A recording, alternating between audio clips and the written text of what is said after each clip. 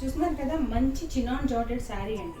Sari design వచ్చి lines కాకుండా బూటీస్ కాకుండా మనకి బూటీస్ అండ్ లైన్స్ రెండు పేర్ వచ్చేసి భలే ఇచ్చారు, కొత్త డిజైన్.